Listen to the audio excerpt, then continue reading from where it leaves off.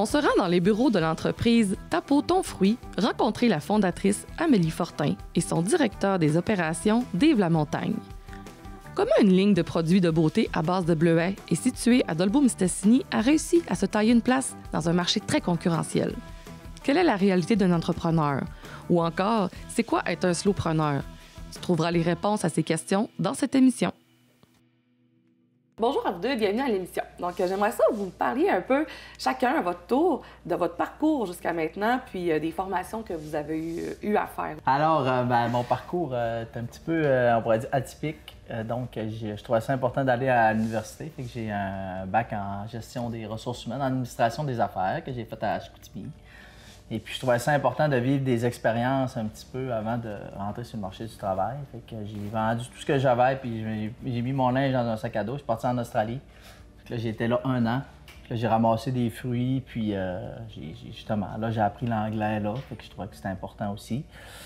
Par la suite, je suis revenu, ma mère est tombée malade, là, fait que je suis revenu en région à Dolbeau-Mistassini parce que je trouvais ça important de me rapprocher de ma famille. Puis j'ai planté des arbres, je suis allé dans l'ouest un petit peu aussi, j'ai travaillé sur la construction pour finalement me placer dans mon domaine à la coopérative forestière de Girardville. J'ai travaillé pendant 5 ans comme gestionnaire au niveau des ressources humaines. Puis ça, je me plaisais un petit peu moins dans l'administration puis l'horaire fixe, puis c'est moins un domaine qui m'interpellait. Donc, je me suis placé pour la municipalité de Dolbeau-Mistassini. Là, j'étais coordonnateur sportif. Donc, je m'occupais de centre plein air Domiski, le club de golf, le centre civique. Ça, c'était un domaine qui me passionnait un petit peu plus, les loisirs. Et puis, jusqu'à temps que je rencontre cette demoiselle-là qui me parle de son projet. Puis, je la voyais seule dans cette entreprise-là, puis avec tous les défis que ça comportait. Donc, j'ai décidé, elle me l'a demandé quelques mois, là, quelques années, on en a parlé. Tu as travaillé un peu là-dessus. Là. Oui, ça a été convaincante. Puis finalement, j'ai décidé de faire le grand saut, de lâcher, on pourrait dire comme l'espèce de carrière ou quoi que ce soit, là, peu importe comment on appelle ça, là, de lâcher ce que j'avais entrepris pour revenir la rejoindre dans l'entreprise chez Ta Peau Ton Fruit.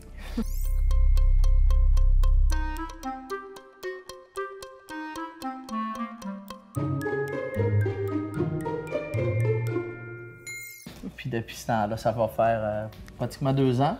Ça fait 2 ans. Ouais, on travaille ensemble, on est tous les deux ensemble tous les jours. Et puis, ça se déroule bien.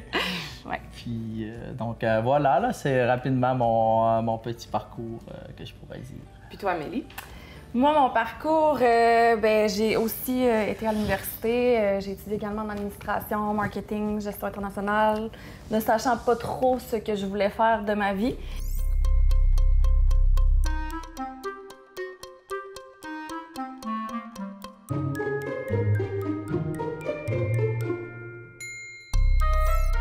Mais j'avais quand même eu une petite idée à l'âge de 15 ans, puis qui est un peu l'entreprise en fait. Puis je savais que probablement ça allait s'enligner vers ça. Mais quand j'ai terminé mon baccalauréat, je savais pas quoi faire justement. Puis pour faire une histoire courte, je suis devenue propriétaire d'une autre entreprise à Montréal.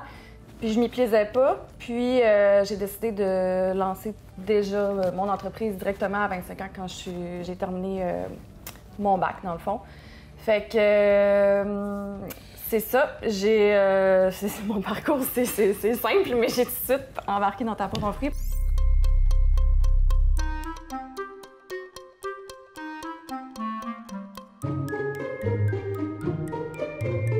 Parce que j'avais pas envie d'avoir un travail conventionnel. Je me voyais pas, c'est ça, avoir un travail conventionnel, puis je me voyais être entrepreneur.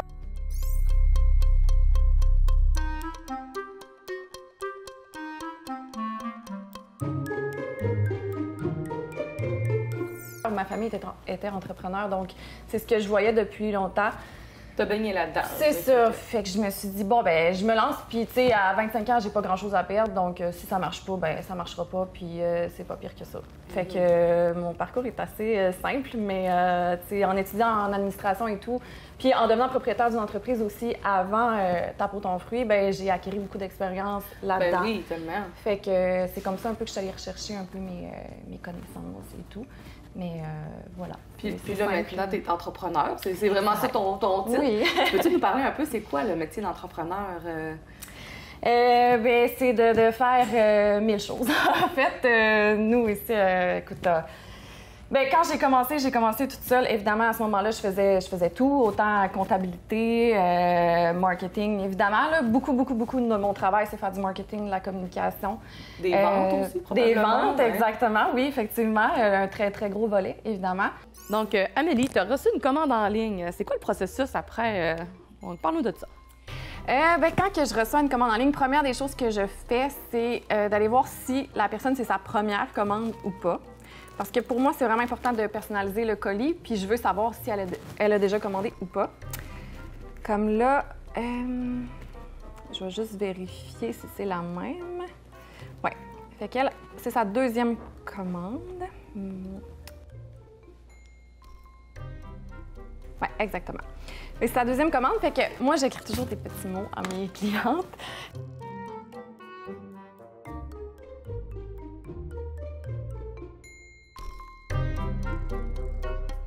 Fait que là, ça donne à être une très grosse commande. Fait que je vais aller juste chercher ma boîte.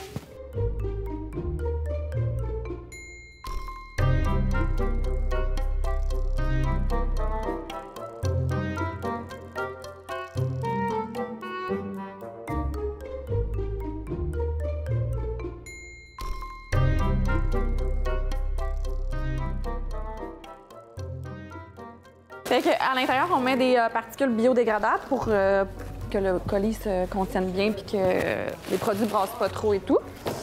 Fait que c'est des particules que si tu mets en dessous de l'eau, ils disparaissent. Fait que c'est nos petites actions pour l'environnement. Ensuite, je mets un petit papier de soie qui est compostable. Pour moi, c'est important que le colis soit beau et que ça soit le fun quand que les gens le reçoivent, en fait.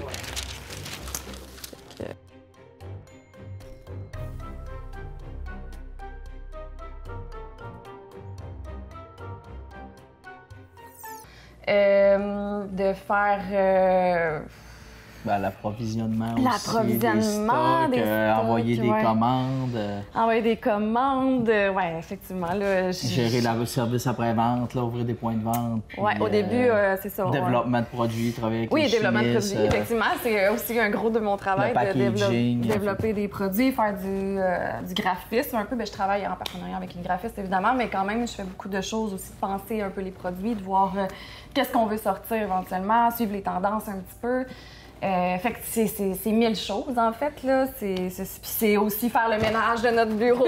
C'est faire du café. Faire du café. C'est vraiment multitâche. C'est multitâche, effectivement, là. Fait que...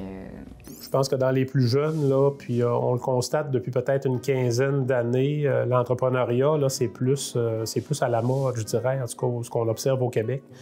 On l'observe dans la MRC ici également. Là, il y a une volonté d'entreprendre, je pense, qui est quand même bien présente.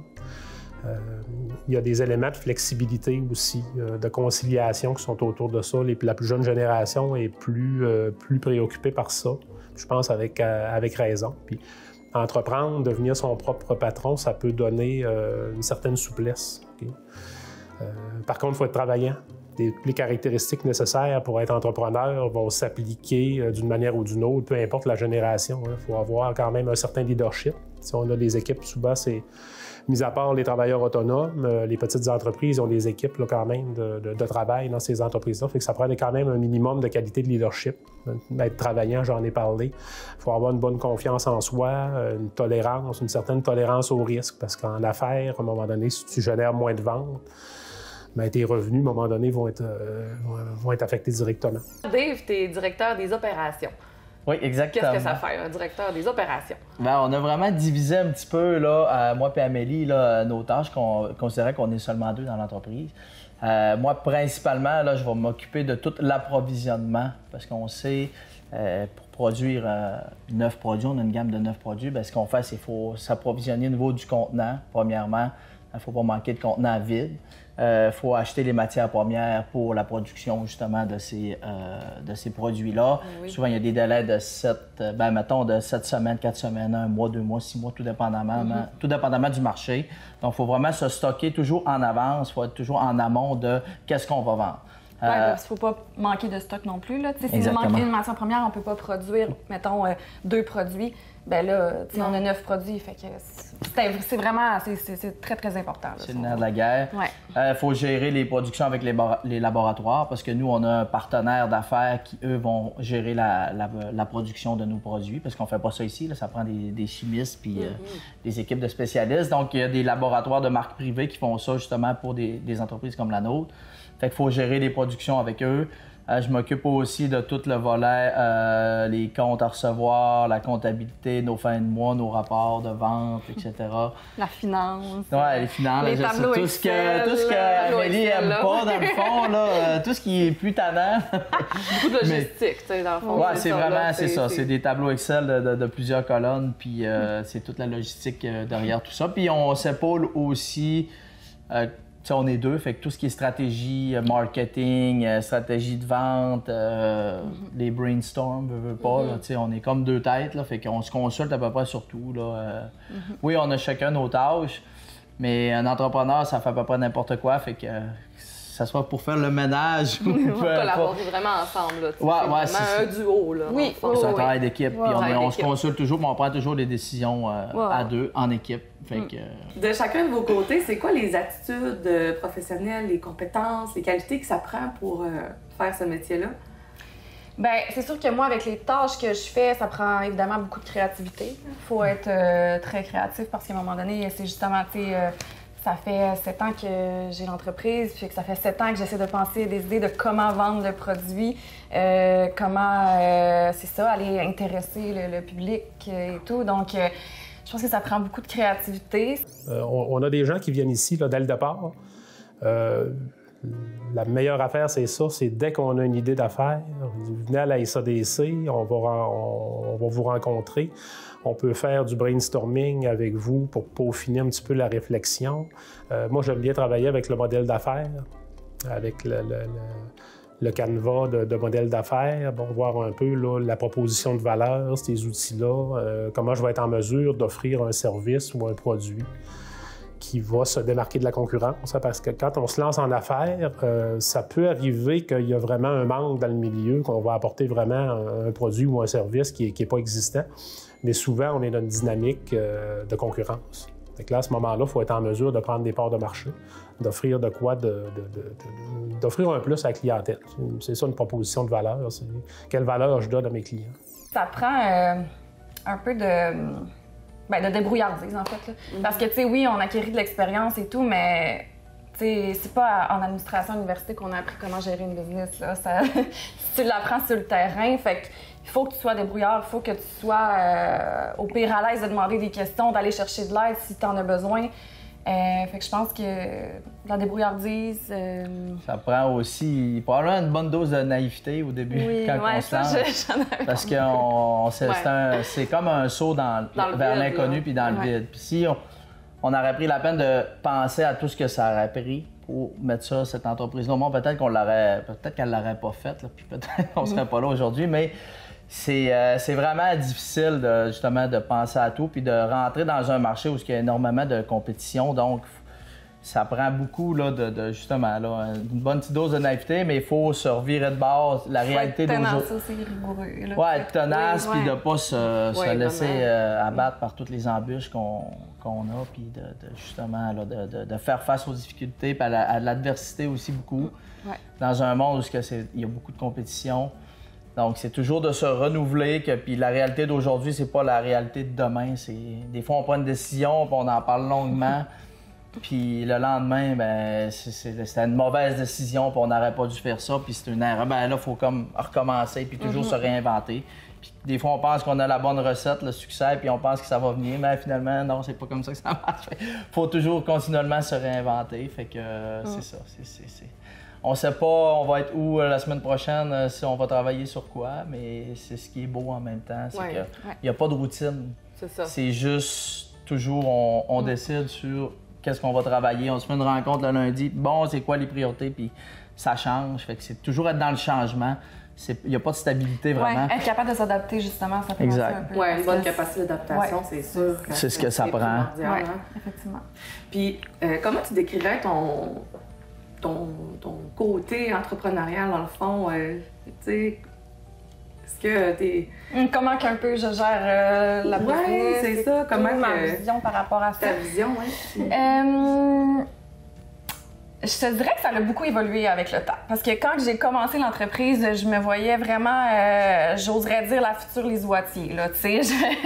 J'avais vraiment beaucoup d'ambition. J'en ai encore beaucoup d'ailleurs, mais c'était différent parce que je voyais percer le Québec en entier, être partout, puis même le Canada, puis les États-Unis, pourquoi pas. Puis, tu sais, j'avais même eu des opportunités en France, au Japon et tout, puis on les saisissait. Puis à un moment donné, je me suis rendu compte qu'au final, c'était pas nécessairement ça que j'avais envie. Au niveau de l'entrepreneuriat jeunesse, depuis pas mal des débuts de la SADC, on a une préoccupation particulière pour les jeunes entrepreneurs. Pourquoi? Parce qu'il y a des défis à surmonter au niveau des jeunes en termes de mise de fonds, en termes d'accompagnement. Fait qu'on a quand même beaucoup de jeunes entre 18 et 39 ans qui passent dans le bureau pour du démarrage d'idées d'affaires, de projets d'affaires ou d'acquisition. On a un fonds stratégie jeunesse qui a été bâti spécifiquement pour cette clientèle-là. Ce qu'on peut faire, c'est un prêt aux jeunes entrepreneurs sans intérêt pendant les 2 premières années. Dans le cas d'un démarrage, il peut y avoir des modalités aussi sur le remboursement du capital pour faciliter les premières années de démarrage. J'avais beaucoup envie de, oui, avoir ma business puis de pouvoir faire les choses comme j'ai envie un peu à chaque jour. Mais j'avais pas envie d'être prisonnière de mon entreprise. Pour moi, c'était vraiment important. La liberté, c'est vraiment quelque chose d'important. Fait que je te dirais qu'on adopte un peu le mode slowpreneuriat.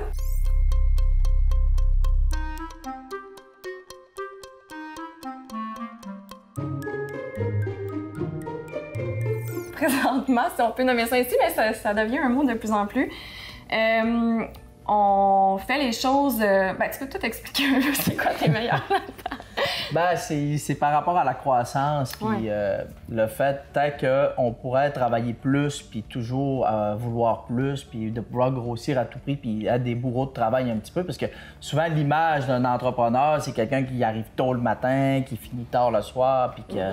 Qui fait pas autre chose que le travail. C'est un sacrifice, là, un peu. Ouais. Là, c'est de trouver l'équilibre un petit peu là-dedans, c'est-à-dire que on va faire ce qu'il faut pour que ça aille bien, puis on a quand même des livrables, puis il y a des trucs qu'on n'a pas le choix de faire, puis c'est normal. On a des délais, puis des trucs à respecter, mais c'est vraiment là-dedans d'y aller à notre vitesse, puis de profiter de la vie quand même au travers de tout ça, de ne pas sacrifier des années. C'est vraiment de dire, bon, on en profite, c'est ce qui est le plus important. Puis l'entreprise passe pas toujours en premier. On n'est pas que seulement tape au ton fruit, c'est ça aussi. On fait plein d'autres choses, puis pour nous, c'est important. Parce que justement, vous voyagez quand même, hein, je pense, à travers tout ça. Là. Oui, c'est quand même l'avantage. C'est l'avantage d'avoir une entreprise comme on a, parce que justement, on n'a pas de boutique, fait qu'on n'a pas d'heure d'ouverture, on peut être là ici quand on veut. On n'a pas nécessairement d'employés. On a Mélissa qui vient ici pour étiqueter, puis elle est là aussi quand on est parti pour faire nos commandes. Mais tu sais, elle gère son temps, puis... fait qu'on est assez libre de travailler ici, mais aussi de travailler de chez nous s'il fait beau, de partir en van. On a une van, fait qu'on part souvent avec pour travailler sur la route. Fait que tu sais, on part aussi à l'international des fois. On apporte notre ordi, puis c'est tout ce qu'on a besoin pour travailler, là. C'est ça. Fait que... Ça, c'est quand même un très gros avantage. C'est un modèle d'affaires qui a été conçu pour justement être capable de travailler de n'importe où. Fait que, oui, on travaille tout le temps. Puis, des fois, c'est la fin de semaine, puis c'est les soirs, mais on est capable de travailler d'à peu près n'importe où. C'est de vraiment concilier les deux. Là, exact.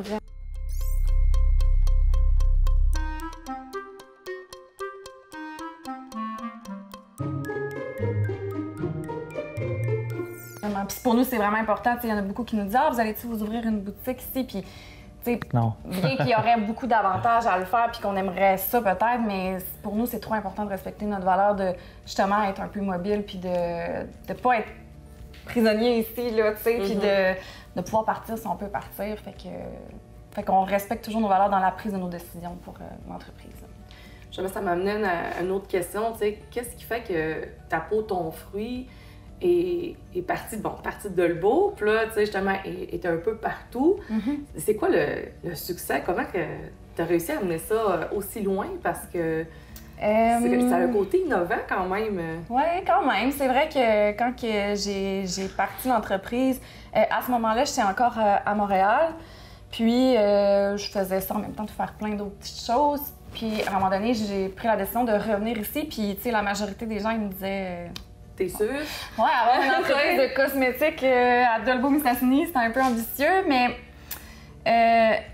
c'est la meilleure décision que j'ai prise parce que quand je me suis emmenée ici, tu sais, ici, on est tissé serré quand même, puis on veut s'entraider, puis c'est là que ça a fait vraiment un boom parce que j'étais ici, fait que les gens, ils voulaient m'encourager, tu sais. Puis moi, évidemment, je me rapprochais aussi de tu sais, c'est à ton. On travaille, nous, de deux manières dans l'équipe. Ici, à la SADC, il y a un bon travail d'équipe qui se fait. On est capable d'accompagner effectivement en recherche de financement, en comptabilité. Ça fait partie de notre suivi aussi, même quand l'entreprise est démarrée un petit peu plus tard. À ce moment-là, on a quelqu'un au niveau suivi comptable, suivi gestion qui va accompagner. Puis quand il y a des problématiques qui sont identifiées, là, trouver des solutions pour corriger. On a également des partenaires dans le milieu au niveau formation. Puis ça, dès le départ, ça peut être intéressant. Commission scolaire du Pays des Bleuets. Maintenant, centre de service. J'ai encore l'ancienne appellation. Là. Centre de service Pays des Bleuets offre des formations à démarrage d'entreprise. Ils ont aussi une cohorte là, qui s'est lancée récemment là, sur le reprenariat.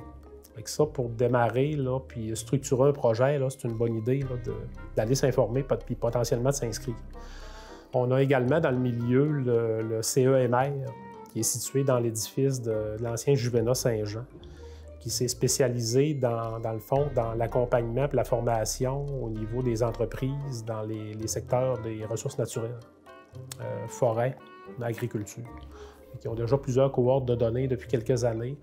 C'est des partenaires avec lesquels on collabore là, quand même régulièrement. On participe à certaines de leurs activités. C'est une bonne opportunité également pour les entrepreneurs en devenir dans ces deux secteurs-là. Puis c'est des cosmétiques à base de bleuets, donc ça pousse ici. Fait que, tu sais, moi, l'été, je passe toutes mes soirées, j'exagère, mais beaucoup de mes soirées dans les champs et tout. Fait que, tu sais, je me rapprochais d'un peu de ton produit, oui, c'est ça, ton élément principal dans le exactement. Fond, fait que c'est ça. Fait que en revenant ici, c'est là que ça m'a vraiment aidé parce que, tu sais, tout le réseau qui m'entoure, puis même ceux que tu sais, oui, les gens que je connais, mais ceux aussi que je connais pas, étaient fiers d'avoir une entreprise de cosmétiques à base de bleuets ici. Fait qu'on dirait que ça l'a fait des petits, puis on a été vraiment au début par le bouche à oreille, puis ça l'a vraiment, tu sais, c'est la meilleure publicité, là. Oui. Ça l'a vraiment porté ses fruits, puis je pense que d'être dans une petite région comme ici, ça aide avec le bouche à oreille, tu sais. Parce que justement, tu sais, on veut s'entraider, puis on est fiers. Fait que... Parce que c'est un produit, justement, tu sais, qui est niché, puis en même temps, il y a des gros joueurs, là, tu sais, tu l'as nommé, mettons, tu sais, il y a plein de... Ouais. Il y a des grosses entreprises là-dedans, fait que, tu sais, c'est ça, c'est de se démarquer, là. Oui, puis je pense que j'ai commencé à un moment vraiment... un bon moment, je sais pas comment le nommer, mais il y avait une espèce d'élan de encourager local, Okay. tu sais, le cosmétique naturel aussi, tu sais, ça a commencé un peu il y a 7 ans. Fait que le vegan aussi, tu sais.